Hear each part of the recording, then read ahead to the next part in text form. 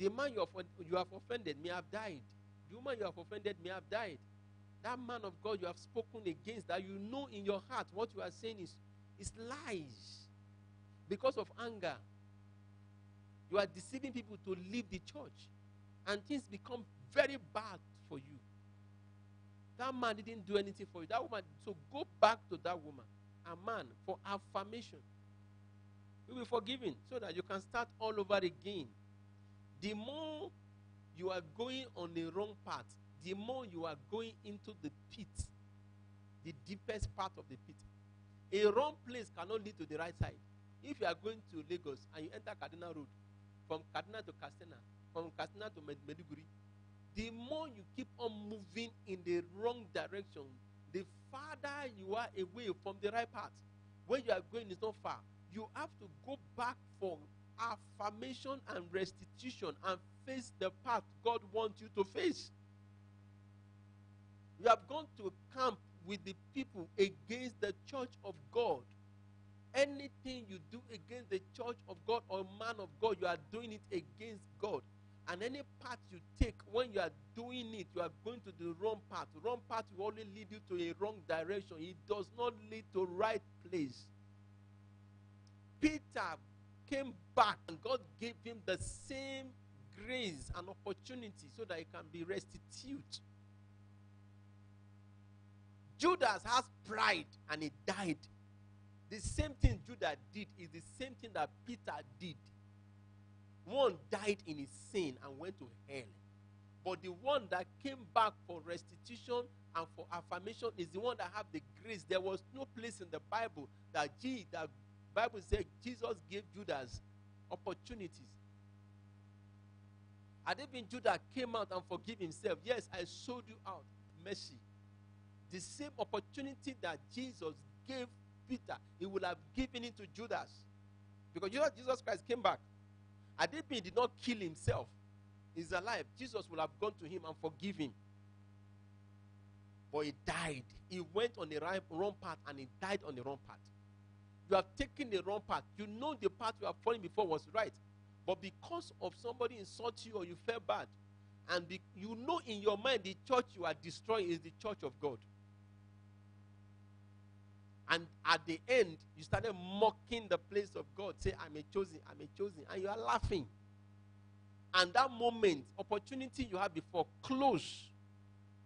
Let us stop the habit of using our mouth to put ourselves in trouble. The Bible said there is the smallest member of your body, your tongue. As it's small, it can destroy your whole destiny. So go back and affirm it. If it is your parents you have insulted, if it is your father, your mother, or your boss at work, and from that moment you know it, you know that point where things stop working. Until you go back. For you to go to Lagos that God sent you to, you are in Maiduguri until you come back to Abuja and face the direction of Lagos before things will start working for you. But the moment you face the wrong direction that God have not sent you, the leader of that church may be a fire bishop that is raining fire and doing deliverance. That deliverance will not touch you because that's not the place God sent you. You went there so that former place will be looking at you as big because you are in a big church. Does not determine a big man. In fact, there is no church in heaven. You are solely responsible for the outcome of your life in the place where God have not sent you. And things, God will not be responsible for anything good until you go back. The angel told Agai, go back to Sarah and receive the blessings from there. If it is a boss, your boss that you are working under before, all your mind is to take over the company. You are plotting evil. You are speaking evil against your boss so that they can give you the company. And you think it works like that? No, sir. There are rules on earth. You need to go and serve that master faithfully before things can work out for you faithfully. Because God is seeing everything, both hidden and out. So go back for affirmation. Go back. And Jesus gave him the same 3 times to cancel The 3 times he denied him. So that devil will not use that as an allegation against him. So when you go back, God will give you opportunity to cancel the past mistake so that you can navigate to the right thing. Luke chapter 5, verse 24. Luke chapter 5, verse 24.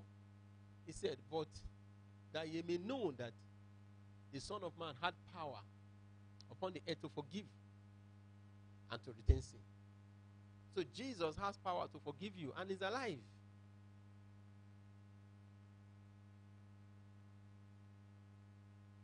A lot of us has made a mistake in the past that make us to miss great opportunities in life until you go back and start all over again before God will take you again. The eyes of the Lord is everywhere. Don't close your eyes. You know it in your heart. You know what you did that was bad. You need to humble yourself, or else, if you die in that sin, you are going to hellfire. Summon courage. Face that pastor. Face that man. Face your boss. I know I've been away for a long time. I've wronged you when you are not there. This is what I did. Have mercy. Immediately, you have right the wrong. And if he did not forgive you, you have played your part. And things immediately will be working for you. He now left for him. Immediately.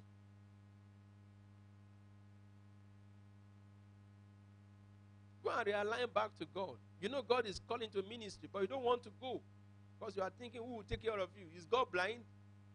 Whatever it takes to do until you do what asks you to do. God will not do what you're asking him to do.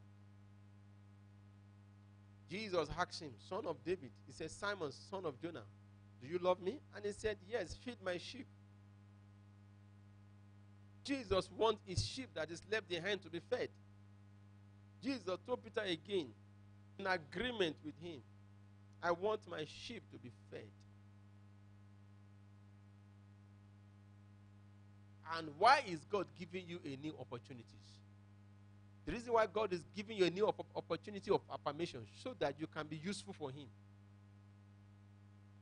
When you go back to God, that God, I've missed it in this point. I want to right my wrong. That moment, you must be doing something for God. The wrong you have done. So when you are going back now, what are you going to do to start all over again? Lord, I know I've wronged you. As far as this church is concerned, I'll go there every service before any man to go and sweep the church. Peter did not only affirmate. He didn't only say, Jesus, forgive me, I love you. Jesus told him what he would do. Not only just love me, be feeding my sheep. That's your assignment. So when you are restituting, when you are doing affirmation, what not just affirmate and go. Hey, please God forgive me and go. No. When you are righting your wrong, something must be attached. That's the truth. God, I've used my mouth against man of God. God, I've used my mouth against my pastor. The one you have used for me to help me in the times of trouble. I've spoken and I've taken many members away from that church. I was calling the place a Hebrew place. But for me to restitute, as I come back, I'll join evangelism unit. So that for everyone I brought out of the church, I'll bring 10. I will say, yes, this is a serious boy. This is a serious girl. Because you don't have right to remove any member you don't take to that church. He said, no man comment unto me except I draw them. So when you draw away the person that God put in that place, you may not be able to meet that person again. But when you are righting your wrong, one of the assignments you should do is, Father, I'm going to join evangelism unit. So that for everyone I've misled in your place, I will bring 10 to replace them back. Yes. God will not give you opportunity to start all over again. So all those great opportunities you have lost before, you have it again. Before Peter became very great, Jesus gave him assignment. Feed my lamb. Feed my sheep. I've used my mouth anyhow against that man of God. Father, I cannot meet him. But whatsoever I have every month, if it is 1,000 naira, as a sign of restitution, I'll be paying to his account. for restitution, for affirmation. Father, I've run my mother, but they are late. How do I affirmate? You have two fathers on earth. You have your biological father and you have a spiritual father. I've missed it with my father, but I want to have a father. So the person you call your pastor is your spiritual father. This is what I'm supposed to be doing for my earthly father that I did not do before he died. He cost me, but for my... And as you are doing it, after affirmation, an assignment you must face an assignment. Yes, Peter denied Jesus Christ 3 times. When he affirmed, Jesus gave him what to do. And this is what you'll be doing till you leave the planet Earth. And that was exactly what Peter was doing till he left the planet. He was feeding. He preached one message. 3,000 people gave their life to Christ. So you have to have a corrective measure to correct your past. I pray for somebody here today. Every opportunity you have lost in life, you will regain it back. In the mighty name of Jesus. Jesus helped Peter to correct his wrong and give him a new assignment. Now, what is the new assignment you want to do to correct your wrong? Because when things are going bad, things don't just go bad. You have done something bad that makes things to go bad. You know you are doing well before. You are doing good before. But at a point in time, things started going bad. And you knew what you did that made things started going bad. So you need to go back and affirmate. After you affirmate, you start doing the good thing you are doing before that makes good things to be happening to you. Then your testimony will be complete. Let somebody shout hallelujah. Finally, the first thing you need to do for you to have a new start, for you to start all over again, you need remission of sin. You need to drop your sin and follow the path of righteousness. Number 2 thing you need to do is to reclaim your sin, take away confidence from you. After you gain confidence. Number 3 you need to do is to go after the opportunities you have lost. It was Jesus Christ that came and gave Peter the opportunity he has lost. You may not have that opportunity. You go back to God. Go back to Jesus Christ to reclaim back the opportunities. You affirmate and you claim back the opportunities you have lost. The opportunity that Peter lost, you regain it back. And finally, number 4, you need the restoration of your blessings. Because the moment you are out of the way of the Lord, you lose your blessings. But once you give your life to Christ, or you rededicate your life, you try and build your confidence back, and you try to call for lost opportunities. And after you call for your lost opportunities, you need the blessings. Because there are some opportunities you have, but you are not blessed. It's useless. You need to pray for restoration of blessings. Because the opportunity you have lost has taken away blessings from you. So you need to pray for restoration of your blessing. After you have regained your confidence, finally, restore blessings. 2 Kings chapter 8, verse 1 to 6. 2 Kings chapter 8, verse 1 to 6. This woman saw that there was a problem. There was a farmer in the land, and she ran away to another land. But when he heard that land she ran away from, people are prospering in that land, she went back to reclaim the lost blessings. Until you go back, blessings, that blessing will not reach you. The moment she make up her mind that she's going back to reclaim the blessing that she has lost for restoration, God has prepared a scenario for her. A king just called the son of a prophet, the son of a Gehazi. And Gehazi was telling the king about a woman that the son restored back to life. King said, wow, that's a powerful miracle. They were discussing something different. The moment they were discussing about this woman, because she has a son that died and came back many years ago, that was when this woman came. At the best time, at the accurate time, at the synchronized time. They were discussing her and the son that died. So Gehazi said, see, I'm telling you a story. That's 2 chapter 8, verse 1 to 6. I'm telling you a story, but this is the boy that came to life. This is the woman. And the king asked the woman, What do you want? He said, I want a restoration of my blessing that I've lost for 7 years ago. She came for restoration of blessing, and God created a scenario. So, a blessing that you have lost, that you don't ask God back for, you may never get it again. So, when you have followed the process, God will create a synchronized time that will suit the situation you are going through for you. You know your sins has been forgiven. God has forgiven your sin. You've forgiven yourself. You don't listen to what men are saying about your sin. You build your confidence. After you build your confidence, you ask God for opportunities. Tell God to give you opportunity to serve Him again. And after God has given opportunity to serve Him again, you now go back to for the restoration of your blessings. At the time you are going back for don't just keep quiet. Lord, this thing belongs to me.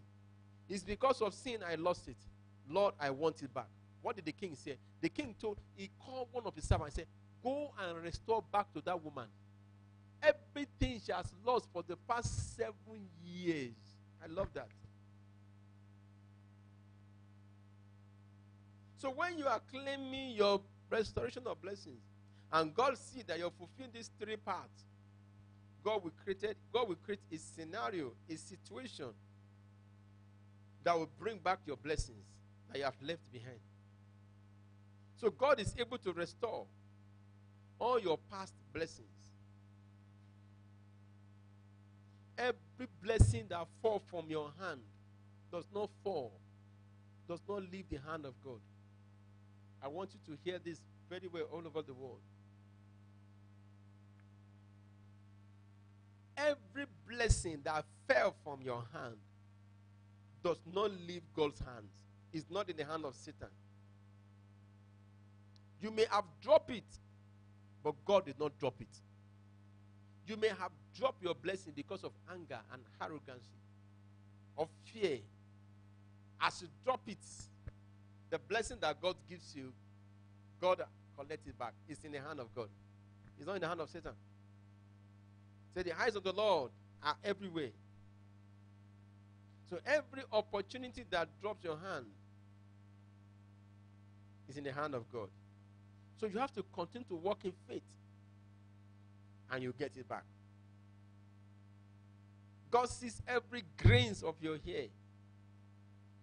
Every grains of your hair, He knows it.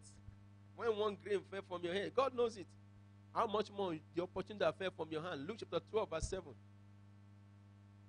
The eyes of the Lord is like a sparrow. He sees what no man can see.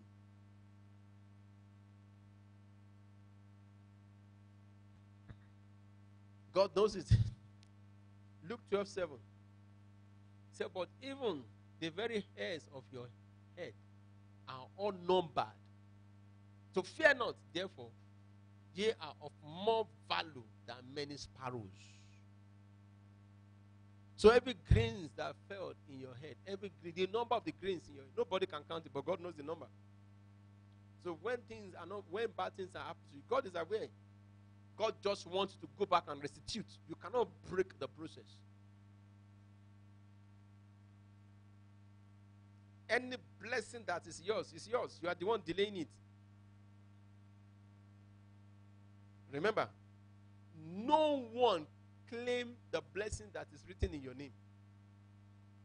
No man can claim the blessing that is written in your name. So every blessing you have lost is in the hand of God because it is your name, and He's the only one that can give you back. So for that blessing to come back to your hand, there are principles. The sin that makes that blessing to leave your hand, you have to ask for forgiveness and forgive yourself, and close your ear to what people are saying about your sin. Paul said, one thing, I'd move forward, forgetting about the past. Then second thing, you need to regain back your confidence, because if you don't have confidence, you cannot go to God. And thirdly, you need to what? To go and restitute, to go and affirmate the opportunities you have lost. Where is it? Your mother? Is it your pastor? Is it your father? Is it an elderly person around you that you know you have used your mouth anyhow to, that brought these things upon you? Go and affirmate. After your affirmation, then you cannot go for your blessings. The blessing is not in the hand of witchcraft. It's not in the hands of a wizard. Your blessings fell. The blessing you dropped fell in the hand of God. And God wants you to fulfill these three principles before He will give you back your blessings. It's not difficult for God to give you back your lost opportunities. But there are processes. Any blessing that is in your name is always in the hands of God. Any promotion that is in your name is always in the hands of God. Yes, it may look as if it's gone. It will come back. That marriage will come back. That man that went and married another person will come back. Just restitute first. That job opportunities will come back. That contract will come back. That admission will come back. Why? It is your season of laughter. Season of laughter is a season of total restoration. And it all begins with remission of sin. And in sin, remission of sin is in 3 dimensions. Ask God for forgiveness first. And when you ask for forgiveness, He forgives you immediately. The second thing, forgive yourself. For some of us, God has forgiven us, but we don't forgive ourselves. And the third thing, when man is reminding you of your sin, tell them, why are you disturbing me about the sin that God has forgiven me? When Satan kept on reminding you of the sin, tell Satan, why are you bringing back the sin that God has? At that moment, you have your confidence. And when you give back your confidence, go